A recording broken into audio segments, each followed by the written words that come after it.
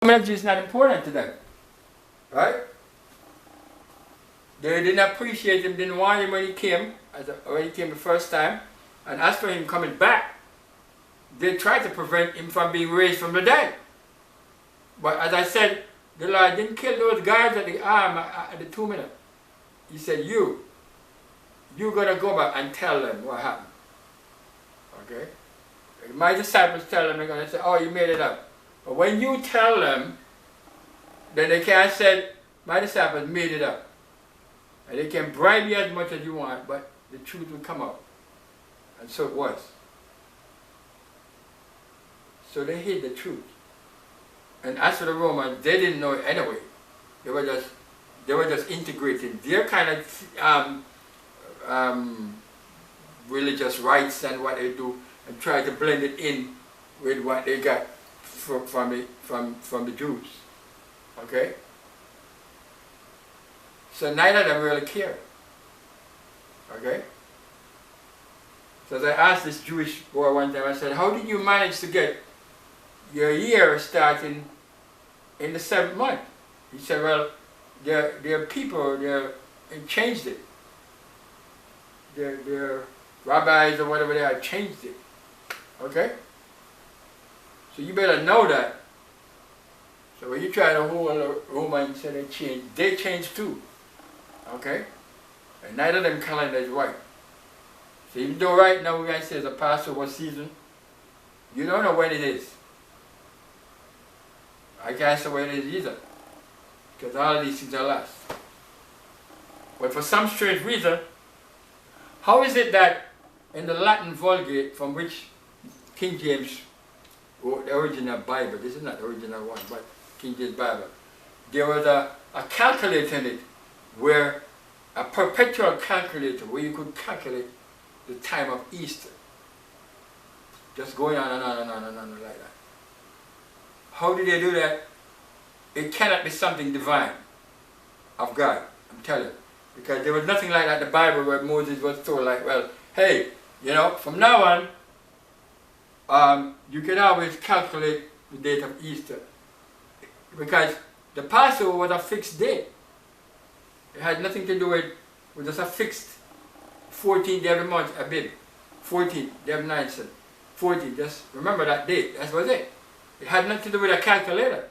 It was just like your birthday. Right? It was just like your anniversary. You just know, like, just go around like that. You see? So all of these things must be of some lying divination that have to do with the devil. How they come up with something like that. And because the Jewish calendar is been modified to integrate it with it, and of course the two of them working this is about the same time that things happening. Okay? I don't apologize for saying this, because if I do know that if these things were in place as it was in the time of Daniel, remember the Bible telling that when Daniel was, when they tried to kill him in Babylon, you know, when he opened his room, you know, his window he was praying towards Jerusalem, you know. Excuse me. That's what he was doing. Okay? And you can't fool him, because he was a scholar from before he came there, and they just don't forget what they learned from Jerusalem. So when he's calculating the time based on what Jeremiah said, the 70 years, don't think he's using Babylonian time, because you know Jeremiah, I'm not doing Babylonian time, so Jeremiah couldn't be calculated based on Babylonian time. Jeremiah is using the time, that same time that they got from the time of Moses, coming straight back from the time of Noah. Right? So that's what they're using. So when they come, and he says 70 years, he said, Lord, something must happen? No. Because the prophet said 70 years. And I'm saying, yeah, Lord, something must happen? No. Because the prophet said the amount of years, but it don't happen, nothing don't happen. And when you get to realize it, the calculation is off. You can't use the Roman calendar, you can't use the Jewish calendar, you can't use the Muslim calendar, you can't use the Russian calendar, you can't use the Chinese calendar, you can't use no calendar in India.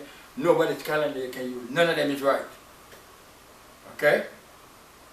But if we had a calendar the right way, as what Jeremiah was talking about, what Daniel was talking about, then we'll be able to understand what Daniel meant by this.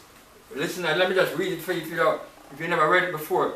He said, from the time that the daily sacrifice shall be taken away, and the abomination that maketh desolate set up, there shall be 1,290 days.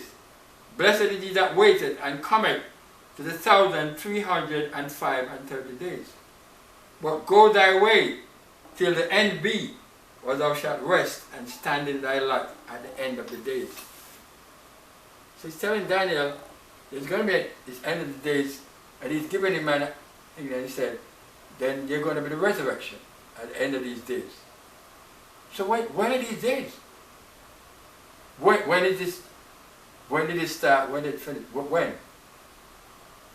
There's nothing to. There's no rule of thumb. There's nothing to work with, right? And I believe that the devil has this set up so that we should not know the time of the coming of the Lord.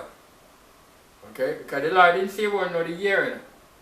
He said don't know the day, not the hour. That's what he said. Okay? No man know that day, not that hour. And he said, in such an hour as you think not, the Son of Man coming. Right? Is that what? Matthew chapter 24, verse 41. You know I talk about that a lot of times, and I even have a study about it. In such an hour as you think not. Right? Verse 44. And 24, 44. In such an hour as you think not. So I'm saying that while we think about having the Lord's Supper or Passover right now, and some of us really like people like the Passover, and some are talking about Easter and whatever they want to call it, okay? And they say it has to do with the resurrection and the death of the Lord, okay? Some of these calculations are wrong, but it doesn't matter right now at the end of the day, okay?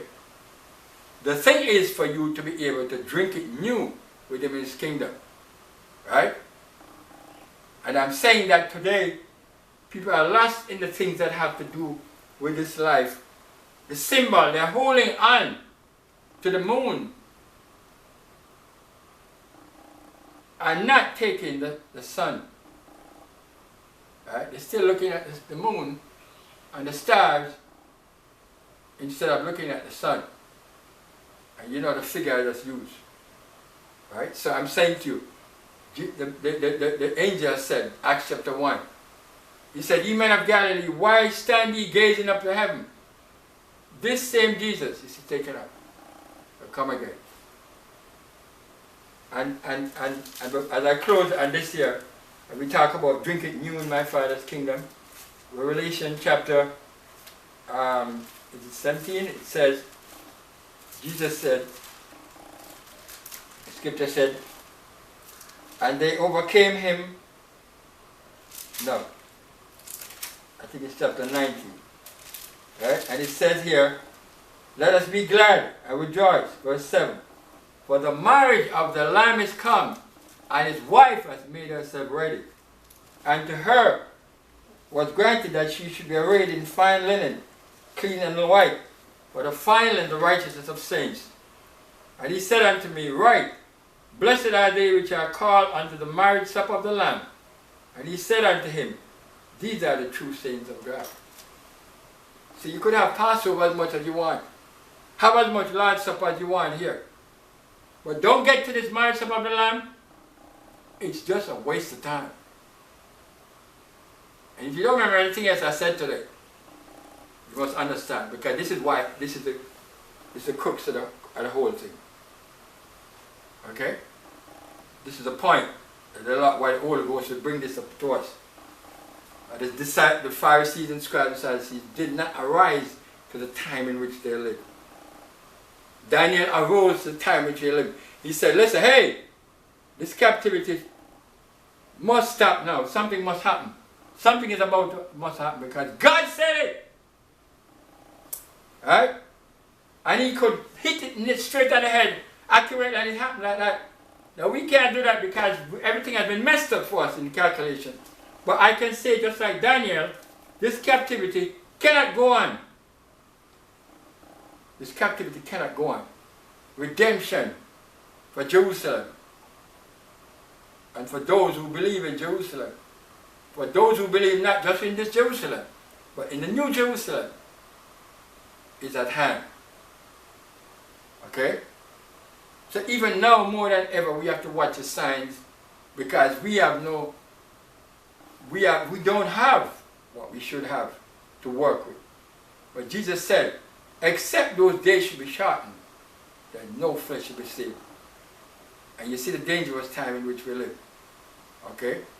I don't think that God is going to shorten the days. He already shortened it. He already calculated the whole thing before the world began. I knew that. He said that if we continue this thing with the devil going to wipe out everybody. Wipe them out. So he calculated in such a way to allow us to be saved. God has not appointed us unto wrath. 1 Thessalonians chapter 5. But obtain salvation through our Lord Jesus Christ. Alright? So let's remember that. As I talk about this here, maybe you might say, hey, you should have been talking about the Passover and going into the whole thing. Well, you know the whole story. But I'm trying to let you know two things. Is that our calculation went off. And even if it were right, okay, because just like with the time of the Pharisees, if you don't arise to the time to realize that what is coming hereafter, then you're going to miss that train. Okay? You're going to miss it. And then all of that we did before was just a waste of time. It's futile. Okay? The marriage supper of the Lamb, till I drink it new with you in my Father's kingdom. That's when. The marriage supper of the Lamb. Blessed are they who are called the marriage supper of the Lamb. How am I going to get there? I have to be in fine linen, clean and white. What is my fine linen? The righteousness of saints. Right? And she will be without spot, without wrinkle, any such thing. And a garment of righteousness. So that's what we need. You can come to the feast, just like King Saul, and sit down and say, hey, you know, I did this guy in Pharisees, I mean, what's a big deal? Nobody can stop you from coming to the